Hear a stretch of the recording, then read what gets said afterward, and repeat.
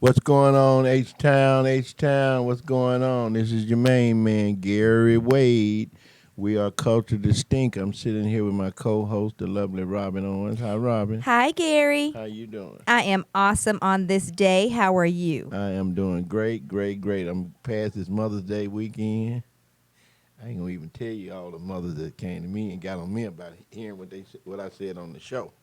Oh, Like really? gifts. Yes, yes. Well, you know what? The line is long, Gary. Start going, passing them out. Well, I don't Bless know. the mothers. Well, the mothers are blessed all the time. The mothers are blessed all the time.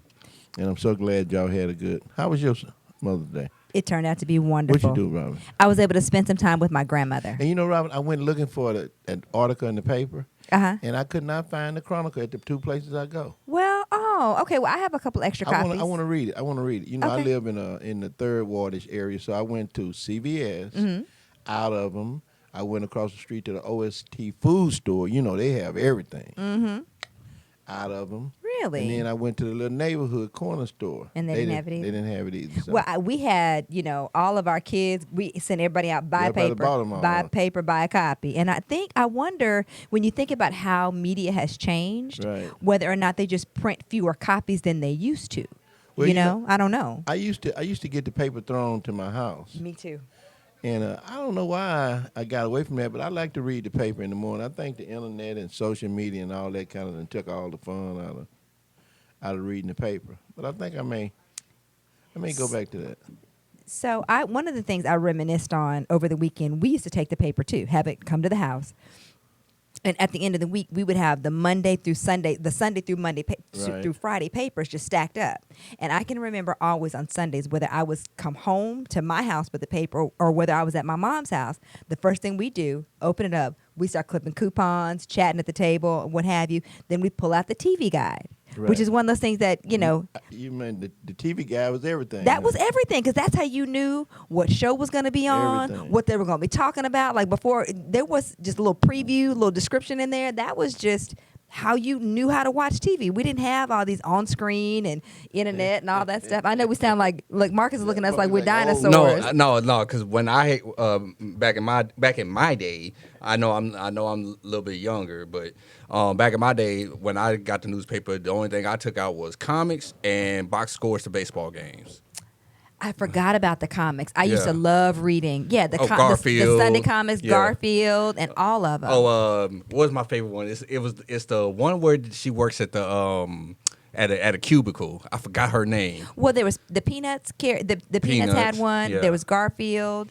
Now y'all going way before. I know we are, but reading and getting the print on your hands. I mean, the whole experience was Right. just, and the smell of the newspaper, all of that was just something. I don't know if all of our listeners are aware, but we were really blessed that the Chronicle came out and did a story on my grandmother. She's 101 years old, and came out and did a story on just being a matriarch of a family and 4 generations of love that she's been able to nurture and are still around her and a part of her life. And so Right. That's one thing that we really enjoyed on Mother's Well, Day. I'm telling you, I really, really, really want to go and find that article, and I'm gonna find that article. I Mm-hmm. want, if you will, Robin, help me. I want that article. I really want to. I want to know a little bit more. And I might say this. I don't think I ever said this live, but Robin and I go way back, and we met here at our church, St. John's. But after meeting her and knowing her, I played golf with her dad. I still do. I play golf with her brother. Still do. In fact, he's my attorney on some issues. So we go back. We go way, We go way way back. back, It's way all back. in the family. All in the family. This phone keep going on and on and on. Somebody trying to talk to me. I told him to call the phone line at the station. But anyway, let's get ready. Let's get ready for the show. We're missing Adam today, and Adam is really. I like Adam a lot. Adam is my guy. I do too. Smart dude. We missed him, but he'll be back next Sunday. But anyway, Robin, I got my word. Okay. We hadn't Ready done this for in a my couple word? of weeks. What's your Right. word? My word is overwhelmed. Oh, my goodness. Overwhelmed. Over the top. Why did you choose the word overwhelmed? Glad you asked. Glad you asked. So, guys, we've been talking on this show for the last week or two about Biden's infrastructure. Right. And based on the numbers that we came up with, the infrastructure, this new one, it was 600 billion or 2.7 trillion, somewhere in that neighborhood. Lot of money. Right.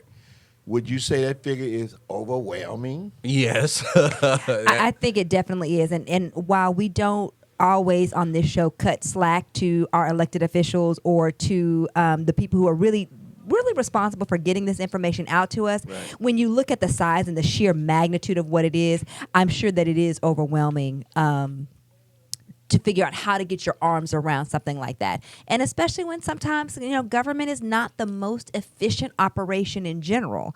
And then faced with a big task like this, it could be that it's even more difficult. So let me have a little pushback on what Robin just said. Because I want you to think about this just a little bit. It ain't I don't want to nothing push back on me. Well, I like to push back on you because you and I, you stand your ground on stuff you believe in, and I Right. like that. Right. I like that. I But like people like that. If you believe in that, stand for it. I So appreciate here's- that. But also, let me just say this, Yeah. and I'm going to let you go. I want to also make sure, though, that I'm always listening and open enough, even though I am firm in what I believe, that I can learn. And if I need to make adjustments, that I can. do. Absolutely. So Marcus, and I want you pretty good at numbers. Right. So if we take 2.7 trillion or 2,700 billion and divide that into 333 million Americans, how much you come up to? About 330 million. So remember, and what I'm doing, guys, is Oh, we're yeah, talking about okay, this okay. budget, this annual budget, and then we're dividing it by every single American according to the census. So there's 333 million Americans or thereabout. We can round it Yeah, off to 350, No, 330. It's 330, and divide that by that 2.7 trillion, and see how much money that would equal up to Give me a second. for each individual. Take your time. Give me a second. Mark is that's over there tough. with the calculation, Yeah, that's a tough always one. on That's a tough one. point. That's a tough one. That's actually $8,181 per Per person. person. So when you put it in perspective, guys, that's really not a lot of money No. when you put it in perspective. And here's the reason why I wanted you to do that, Marcus. Because obviously, when you talk about 333 million people, that don't account for everybody. Right. But if you double that number up, you're only talking $16,000. Yep. And if you triple that number, what are you talking? 24. 25,000. Yeah. 25,000. Yeah. So here's my question. It's so hard for you to find your $25,000 in that big figure if you don't know where to look and how to start looking for it. Right. And that's what this show is about today. What I want to talk to you guys about today is how do you identify where is my little portion of my 25,000 or whatever part of it might be, Right. and how do I actually touch it? Because most people, when they look at these humongous, overwhelming numbers, especially from our community, They get scared. Oh my God, scared ain't even Yeah. ain't even the word. They just like, whoa. So guys, we're gonna go to a break, and when we come back from that break, I see Robin over there working on a calculator or something. The numbers are mind blowing. they're mind-blowing. And when so you so- break it down, it's small, but then you amass that to a larger scale to get it out equitably. It's a challenge. Exactly. So we're going to go to a break. You're listening to Call to Distinct. I'm Gary Wade, along with my co-host Robin Owens, and our missing in action brother. Adam Nelson, we miss you, We Adam. miss you, Safe Adam. travels, though. We'll see Safe you back here travels, next We'll week. see you next week, baby boy. You're listening to 102.5 Amazing, your do good through good station.